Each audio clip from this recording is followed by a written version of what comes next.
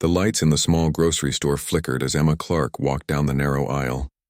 She picked up a box of cheap noodles and checked the price. 3 credits. She could afford that. Maybe. Emma worked at the space station as a freight coordinator, checking boxes and signing papers all day. The pay was bad, but it was enough to keep her tiny apartment and eat most days. Station Helix 7 was not a nice place. It sat far away from Earth on the edge of human space where nobody important ever visited. The people who lived here were mostly broke, just like Emma. She had come here 2 years ago after finishing her engineering degree, hoping to find work. Instead, she ended up pushing papers and eating noodles every night. Emma carried her basket to the front of the store. She had picked out the cheapest food she could find. Noodles, some protein bars, a small container of coffee. The coffee was a luxury, but she needed it to stay awake during her long shifts. As she waited in line, she heard arguing near the checkout counter. An old dragon stood there. His scales were dull brown, not shiny like the scales of young dragons. His wings hung limp against his back, and he moved slowly, like every step hurt. The dragon was short for his kind, barely taller than Emma. Most dragons stood twice as tall as humans, but this one looked bent and tired. The cashier, a bored alien with too many arms, kept shaking his head. The dragon held a credit chip in his shaking claws, trying to pay for his food. There were only a few items on the counter. Some basic food packs, a few protein bars, 1 small jar of spices. "Your chip does not work," the cashier said flatly. "No money." "No food." The old dragon tried again, pressing his chip against the scanner. Nothing happened. He looked at his small pile of groceries with sad eyes. "Please, can you try one more time?" "I need this food. Already tried 4 times. Move along, old one." People behind the dragon started to complain. Emma watched as the dragon's shoulders dropped. He looked so tired, so defeated. He turned away from his groceries, ready to leave with nothing. The food would go back on the shelves. The dragon would go hungry. Emma knew that feeling. She had been hungry before, back when she first came to the station. She remembered checking her credit balance and seeing almost nothing there. She remembered choosing between food and keeping the lights on in her apartment. It was a terrible feeling, being that poor, that desperate. Without thinking too much about it, Emma stepped forward. "Wait, I will pay for his food." The dragon turned around fast, his amber eyes going wide. "Young human, you do not need to do this." "I know." Emma moved to the counter and held up her credit chip. "But I want to help." The cashier scanned the dragon's items. 48 credits total." Emma felt her stomach drop. 48 credits was a lot. That was her coffee money for the whole month. That was probably 3 or 4 meals she would have to skip. But she had already offered, and the old dragon was staring at her with such surprise and hope that she could not back out now. She pressed her chip to the scanner. The credits transferred. The cashier bagged the food and pushed it across the counter. Emma picked up the bags and handed them to the dragon. His claws were shaking even more now, but not from weakness, from emotion. "Thank you," the dragon whispered. His voice was rough, like he did not talk much anymore. "You have no idea what this means to me. Please tell me your name." "Emma Clark." "And really, it is okay. Everyone needs help sometimes." The dragon held the bags carefully, like they were precious treasures instead of cheap food. "Emma Clark. I'm Valdris. I was once called Keeper Valdris of the 7th Flame, but those titles mean nothing now. I am just an old dragon who could not pay for his food, and you helped me anyway." "You do not have to thank me so much," Emma said, feeling embarrassed. Other people in line were staring at them. "Just take care of yourself, okay?" Valdris bowed low, his wings spreading slightly in a gesture Emma did not understand. In dragon culture, it was a sign of deep respect, but Emma had never learned about such things.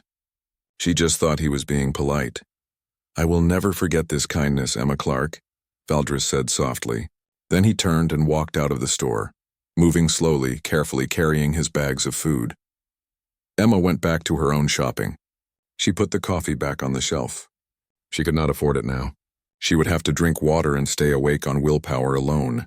As she paid for her noodles and protein bars, she tried not to think about how little food she had for the next 2 weeks. Walking back to her apartment, Emma felt strange. Part of her wondered if she had made a stupid choice. 48 credits was a lot of money for someone who barely earned enough to survive, but another part of her felt warm inside, like she had done something right. The look on Valdris's face had been worth it. Nobody should have to walk away from food they needed because they were too poor to pay. Emma did not know that the store had security cameras. She did not know that the footage of her paying for Valdris's food was already being saved, recorded, time-stamped. She did not know that Valdris was not just some random poor dragon. She had no idea that he was the father of the most powerful ruler in 3-star sectors. She definitely did not know that helping an old dragon buy groceries would change her entire life. Emma ate her noodles that night in her tiny apartment, unaware that far across the galaxy, that same old dragon was sitting in an even tinier room, staring at the food she had bought him, and making a decision that would shake the foundations of an empire. Valdris carefully unpacked each item, his claws gentle. The nutrition packs would last him a week if he was careful. The protein bars would be his treats, one per day. The spices would make the bland food taste like home, like the palace kitchens he remembered from long ago. For the first time in 15 years, Keeper Valdris felt something other than despair. He felt hope, and he felt that he owed a debt that could never truly be repaid. In dragon culture, such debts were sacred. They were bonds that could not be broken. With trembling claws, Valdris reached for his old communication terminal and began to compose a message that would bring 15 warships to a forgotten space station. All because a kind human girl had spent 48 credits on a stranger's groceries. Valdris sat in his small room and looked around at the metal walls. The paint was old and peeling. The air system made strange noises. The whole place smelled like rust and recycled air. This was what his life had become after 15 years of exile. A tiny room on a forgotten station where nobody knew his name or cared about his past. He carefully placed the food on his small table. 48 credits worth of basic nutrition packs and protein bars. Such a small amount of money in the grand scale of the galaxy. But to him, right now, it was everything. And the human girl who had paid for it had clearly needed that money herself. He had seen her worn jacket, the way her boots were old and repaired many times. She was poor, just like him. That made her kindness even more valuable. Valdris had not always been poor. Long ago, he had been Keeper of the Seventh Flame, one of the highest titles in the Dragon Empire. He had commanded fleets of warships.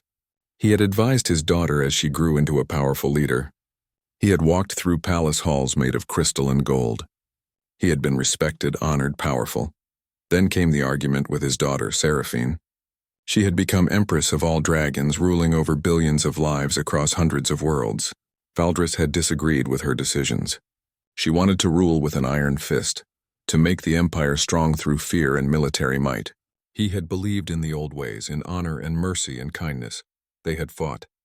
Words were said that could not be taken back.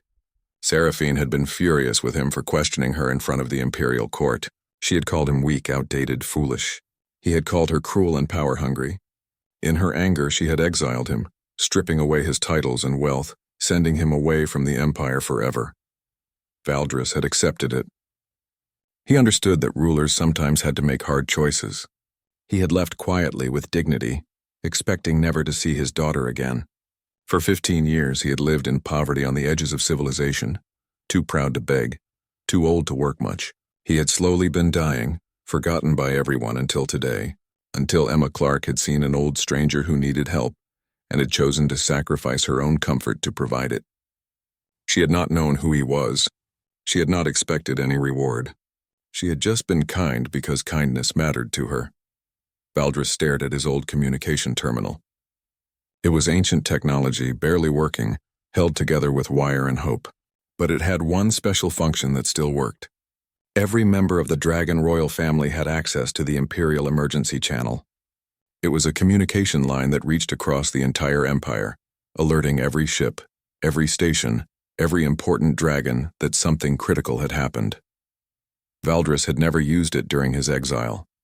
Using it would tell Seraphine that he was still alive, still existing somewhere in the galaxy.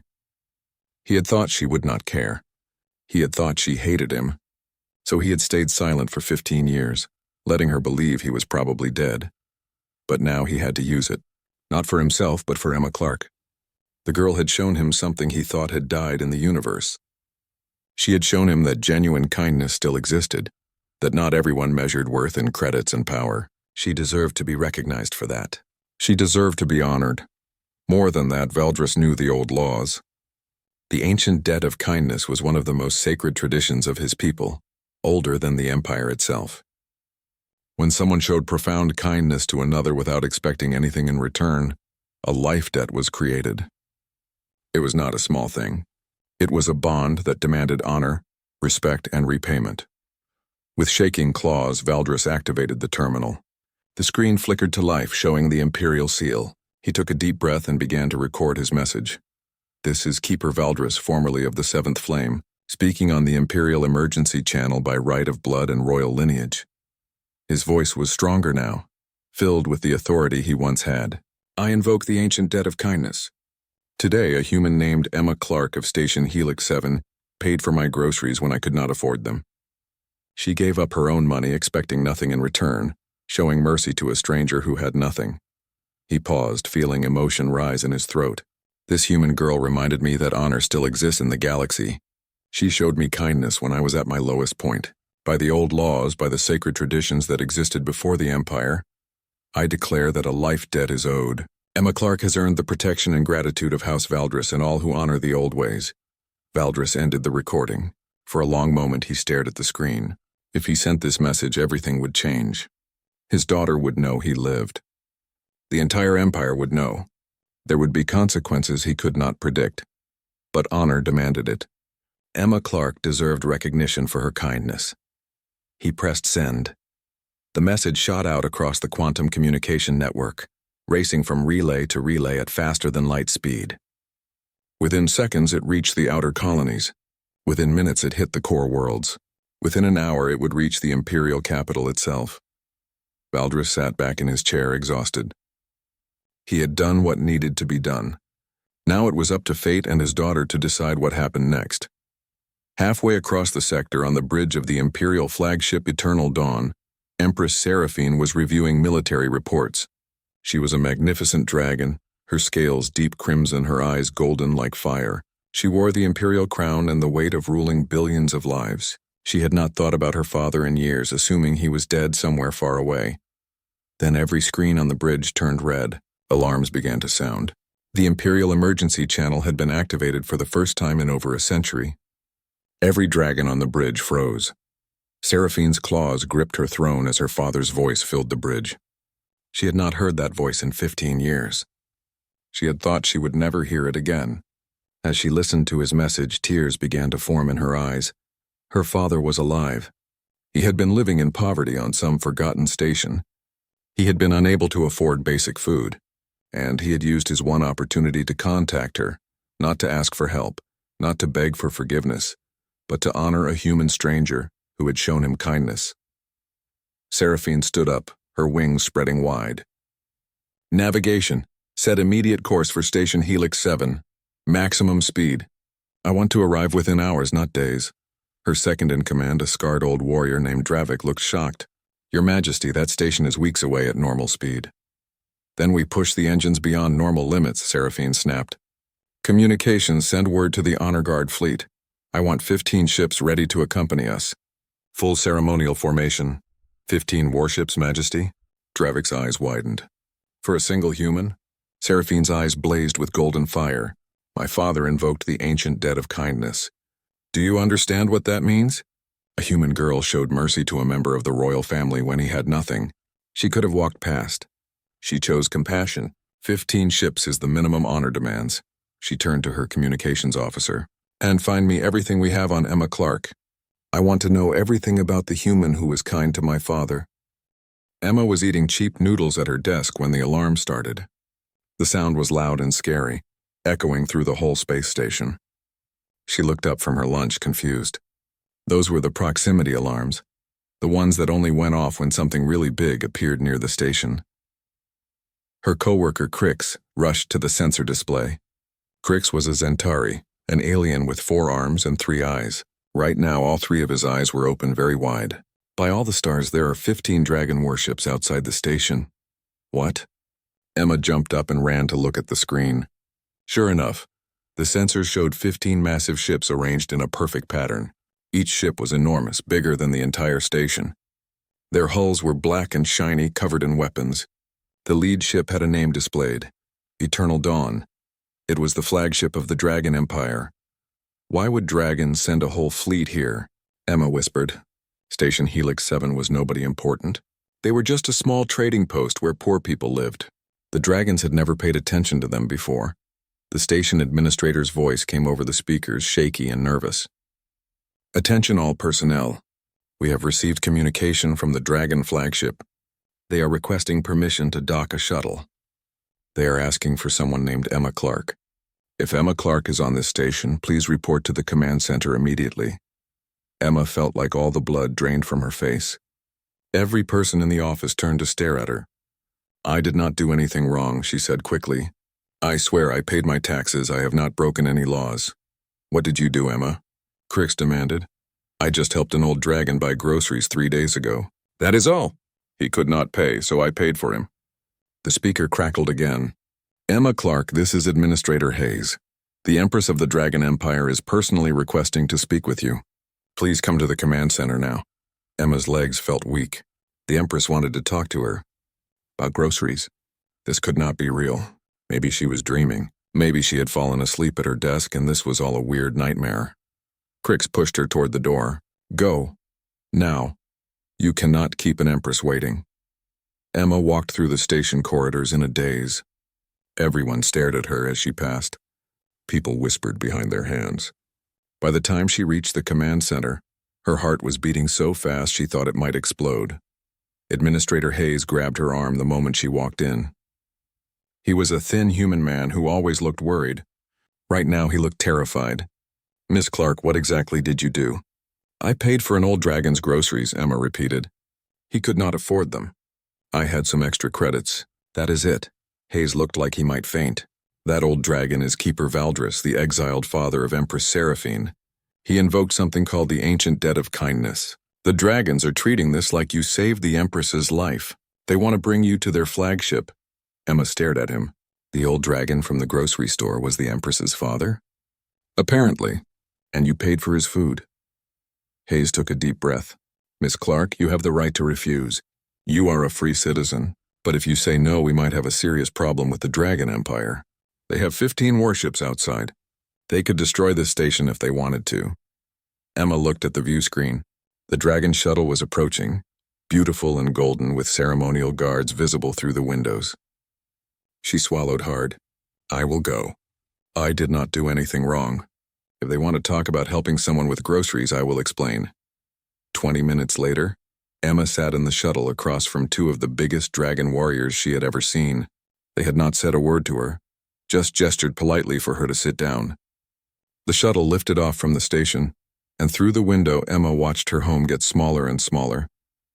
As they got closer to the flagship, Emma noticed something strange. All 15 warships had their weapons turned off. Their running lights were arranged in special patterns, colors she did not recognize. It looked almost like they were celebrating something. The shuttle docked smoothly. The door opened and a female dragon stepped forward. She was magnificent with deep red scales and golden eyes. She wore elaborate armor and a silver crown that seemed to grow from her horns. This was clearly someone very important. Emma Clark, the dragon said, her voice deep and powerful. I am Seraphine, Empress of the Dragon Empire. You showed kindness to my father when he was at his lowest point. You asked for nothing in return. You expected no reward, but dragons always honor their debts. Emma stood frozen. The most powerful ruler in 3 star sectors was standing in front of her, talking about groceries. I just helped someone who needed it, Emma managed to say. It was not a big deal. Seraphine's expression softened slightly. To you, perhaps, but to him, to all of us, it was everything. Come. My father wishes to see you again. Emma followed the Empress through the ship's corridors. The flagship was incredible, all tall ceilings and polished metal with beautiful banners hanging from the walls. Dragon crew members stopped and bowed as the Empress passed. They all stared at Emma with curiosity.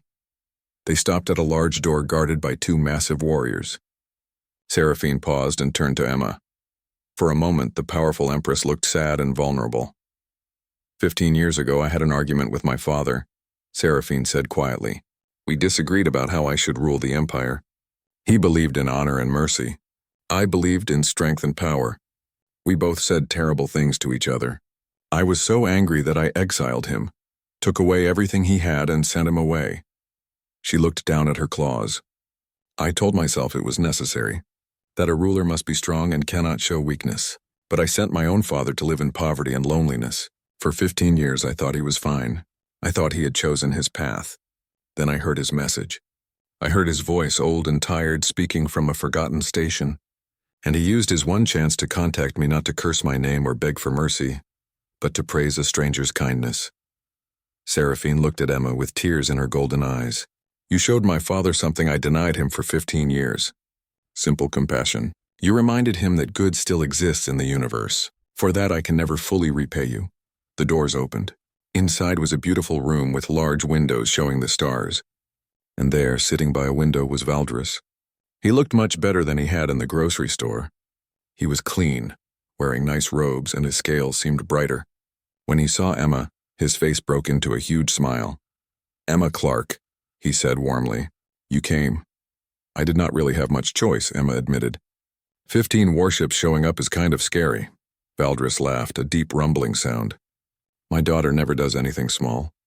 He looked at Seraphine, who stood in the doorway. For a long moment, father and daughter just stared at each other. 15 years of silence between them. Father? Seraphine said, her voice breaking. I was wrong. I was so terribly wrong. Come here, little flame, Valdris said gently. Seraphine crossed the room and knelt before her father. She was a powerful empress, but right now she looked like a child seeking forgiveness. Valdris put his clawed hand on her head. We both said things we regret. We both were too proud, but that time is past now. Emma felt like she was watching something very private that she should not be seeing. She started to back toward the door quietly, but Valdris noticed and raised his hand to stop her. Please stay, Emma Clark. This involves you as well. Valdris looked at his daughter. Have you explained the ancient debt to her? Seraphine stood up and composed herself, wiping her eyes. Not yet. She turned to Emma. In dragon culture, we have a tradition that is older than our empire. When someone shows deep kindness to another person without expecting any reward, especially to someone who has nothing, a life debt is created. We call it the ancient debt of kindness. It is one of our most sacred obligations. I just bought groceries, Emma protested weakly. You sacrificed your own comfort for a complete stranger, Valdris said gently. You saw an old being who could not pay for food and you helped. You did not know who I was. You gained nothing from it. In our culture, such selfless acts are treasured more than gold or territory. Seraphine nodded. The debt must be honored. Emma Clark, the Dragon Empire owes you a life debt. We will grant you 3 boons. You can ask for anything within our power to give. Wealth, land, position, protection, knowledge. Ask, and if we can do it, we will.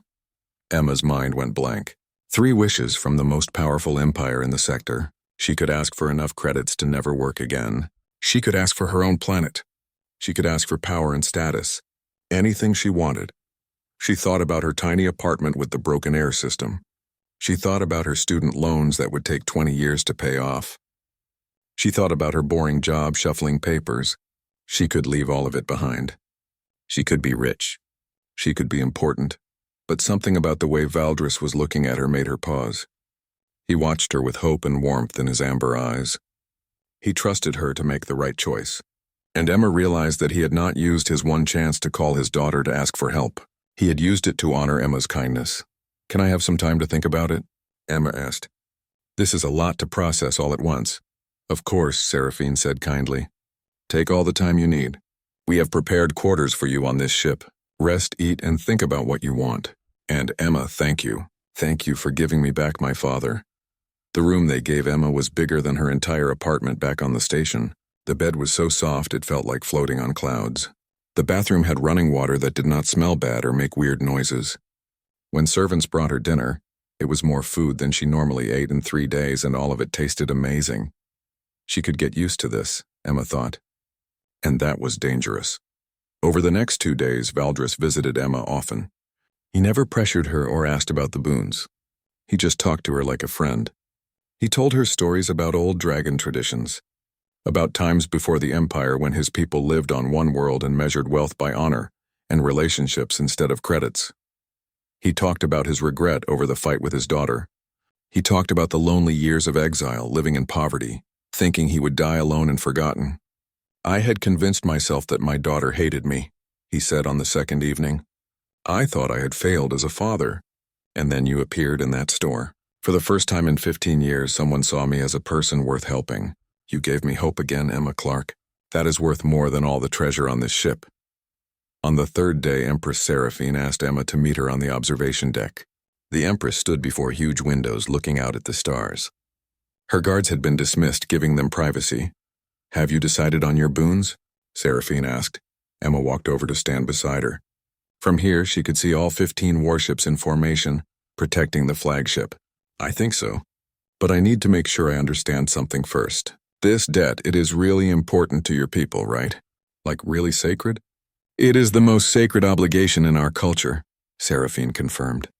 To leave such a debt unpaid brings dishonor to our entire family line. Whatever you ask, if we can do it, we will. Emma took a deep breath. Okay, here's my first boon. I want you to end your father's exile officially. I want him to get his titles back, his lands, everything he had before. I want him to live here with you as part of the royal family again. Seraphine stared at her. That was already going to happen regardless of the debt. Emma, you are wasting a boon on something I plan to do anyway. Maybe, but I want it official. Part of the debt. That way nobody can say you did it because you were being emotional or weak. You did it because honor demanded it. Because a debt was owed. Understanding showed in Seraphine's golden eyes. You are giving my father political protection, making his return a matter of sacred obligation rather than personal choice. She looked at Emma with new respect. You are smarter than you look. Very well. What is your second boon? Station Helix 7 is poor, Emma said. It is always almost bankrupt. People live there because they cannot afford anywhere better. For my second boon, I want the Dragon Empire to start trading with the station regularly. Not anything fancy, just normal trade runs. Maybe some dragon merchants could set up shops there. Give the station an economic boost so people like me and your father do not have to choose between coffee and food. Seraphine nodded slowly. A trade agreement. That helps not just you, but thousands of people. I expected you to ask for wealth or power for yourself. Money runs out eventually, Emma said. But a strong economy helps everyone for a long time. Besides, I know what it is like to be broke and hungry. I do not want other people to suffer like that if I can help prevent it. And your third boon? Seraphine asked. What do you want for yourself, Emma Clark? You have earned it. Wealth, position, anything you desire. Emma looked out at the stars for a long moment. She thought about her student loans and her tiny apartment and her boring job. She thought about the life she could have if she asked to be rich. But she also thought about Valdris alone in that grocery store, too proud to beg but too poor to pay. She thought about the look on his face when she helped him. For my third boon, Emma said slowly, I want a job. Seraphine blinked. A job? Yes. I have an engineering degree that I never got to use because I could not afford the certifications. I want to work on your ships. I want to learn and build things and be useful.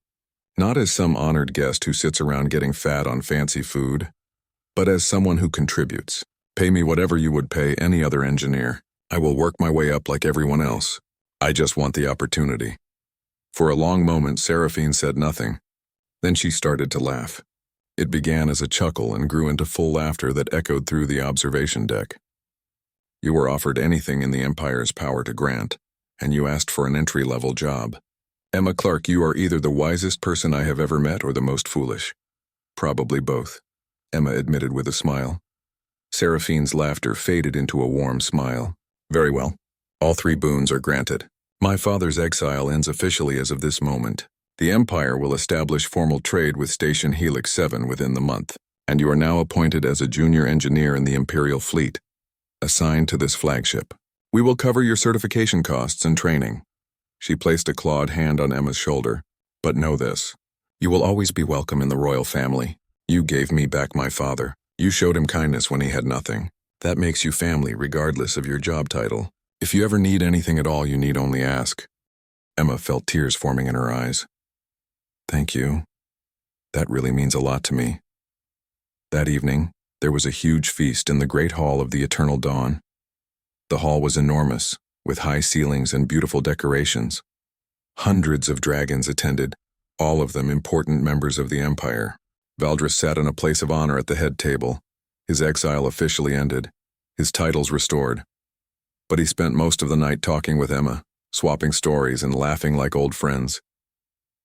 Seraphine sat on her throne and watched them. Her father was happy for the first time in 15 years, all because a human girl had decided that helping a stranger was more important than saving a few credits. The Empress smiled, thinking about how one small act of kindness had changed everything. The feast lasted late into the night. Dragons came to meet Emma, curious about the human who had earned a life debt. Many of them bowed to her, showing respect. Emma felt overwhelmed by all the attention, but Valdris stayed by her side, helping her navigate the complex social rules of Dragon High society. "You are handling this well," Valdris said quietly as they watched dancers perform in the center of the hall. Many humans would be boasting about their boons, demanding more, showing off their connection to the royal family. But you just sit here, eating food and telling jokes with an old dragon. "I am not comfortable with all this attention," Emma admitted. "I just did what anyone should do, help someone who needs it." "That is exactly why you are remarkable," Valdris said. "You think kindness is normal. You think it is what everyone should do. But in a galaxy full of greed and selfishness, that makes you special." Over the following weeks, Emma began her training as an engineer. The work was hard. She studied for hours every day, learning about dragon ship systems and advanced propulsion theory. The other engineers were initially suspicious of her, thinking she had gotten her position through favoritism. But Emma proved herself through hard work and clever problem-solving. She passed her certifications with high marks. Within a month, she was helping diagnose complex problems with the ship's power distribution systems. The senior engineers began to respect her, impressed by her innovative solutions to difficult technical challenges. Emma still lived on the flagship, but she moved out of the fancy guest quarters into a small cabin like the other junior engineers. She ate in the crew cafeteria, not at formal dinners. She worked long shifts and came home tired every night. It was hard work, but it was satisfying in a way her old job had never been. Every week, she had dinner with Valdris. Sometimes Seraphine joined them, and the three of them would talk about everything and nothing. Engineering, politics, philosophy, old stories, bad jokes. They became a real family, not through blood but through choice and respect. Back on Station Helix 7, things were changing too. Dragon merchants arrived and set up shops. Trade ships came regularly, bringing goods and taking exports. The station started making money. People found better jobs. The administrator stopped having panic attacks every time he saw a dragon ship approach. Emma's old co-worker, Crix, sent her messages updating her on the station's progress. "You should see this place now," one message said. "We have 3 new restaurants, a proper medical clinic, and the air system got upgraded. People are actually moving here on purpose instead of ending up here because they are broke. All because you bought an old dragon some groceries." 6 months. After the fleet had first arrived, Emma stood on the bridge of the Eternal Dawn, reviewing diagnostic reports on the ship's power systems. She wore the uniform of an Imperial fleet engineer, with badges showing her certifications and rank. She was good at her job, and everyone knew it. As she worked, she occasionally glanced out the viewport at the stars. She thought about how different her life was now compared to 6 months ago. Back then, she had been eating cheap noodles in a tiny apartment, barely making enough money to survive. Now she was a certified engineer on the most powerful warship in the sector. But the strange thing was, she still ate noodles sometimes.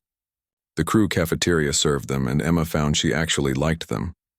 The difference was that now she ate them by choice, not because she could not afford anything else. And somehow, that made all the difference. Commander Dravik, the second in command, approached her workstation. He was a huge old dragon covered in scars from decades of battles. When Emma first met him, she had been terrified. Now she knew he was actually quite friendly. "Engineer Clark," Dravik said formally. "The Empress requests your presence for dinner tonight. Valdris will be there as well. He mentioned something about teaching you to play an old dragon strategy game." Emma smiled. "Tell Her Majesty I will be there. And tell Valdris that I am going to beat him this time." Dravik's mouth curved in what might have been a smile. "You have spirit, human. The old keeper likes that about you." That evening, Emma sat in the royal dining room with Valdris and Seraphine. They ate a simple meal, nothing fancy like the formal feasts. Valdris taught Emma the rules of an ancient dragon board game while Seraphine watched and offered unhelpful advice. "You are getting better at this," Valdris observed as Emma made a clever move. "Soon you might actually win a game." "I won last week," Emma protested. "That was luck, was not." Seraphine laughed, watching them bicker like family. She thought about how close she had come to losing her father forever. If Emma had not helped him that day, if she had just walked past like everyone else, Valdris might have died alone on that station. Seraphine would never have known until it was too late. "Thank you," Seraphine said suddenly. Emma and Valdris both looked at her. "Emma, I do not think I have properly thanked you for what you did. You saved my father's life. You gave me a chance to fix my mistakes. You showed us both that kindness and honor still matter in this galaxy." Emma looked embarrassed. "You have thanked me plenty. You gave me a job, certified me as an engineer, and basically adopted me into your family. I think we are even." "We will never be even," Valdris said gently. "But that is okay. Debts of honor are not meant to be perfectly balanced. They are meant to inspire us to be better. You were kind to me, so I honored you. The Empire honored you. And hopefully we will all remember to be kind to others because of what you taught us." Across the Empire, the story of Emma Clark was already becoming legend. Parents told their children about the human girl who paid for an old dragon's groceries, not knowing he was royalty, expecting nothing in return. The tale was told in schools as an example of true honor and kindness. Some versions of the story were wildly exaggerated. Some claimed Emma had fought off thieves to protect Valdris. Others said she had given him her last credits and gone hungry for weeks. Emma found these versions embarrassing, but Valdris thought they were funny. "Let them exaggerate," he said when Emma complained about the latest version of the tale. "The core truth remains. You helped someone who needed it. That is what matters. If the story inspires others to be kind, then let it grow." A year after the fleet had arrived at Station Helix 7, Emma received a promotion to full engineer. She was given her own team to lead, responsible for maintaining the flagship's secondary power systems. It was real responsibility, earned through hard work and skill, not given because of her connection to the royal family. That night, she stood alone on the observation deck, looking out at the stars. She thought about where she had been a year ago. Broke, lonely, working a dead-end job, eating noodles every night because she could not afford anything else. She had been nobody, going nowhere, with no hope of things getting better. Then she had seen an old dragon who needed help. She had made a choice. She had sacrificed 48 credits that she could not really afford to lose. And that choice had changed everything.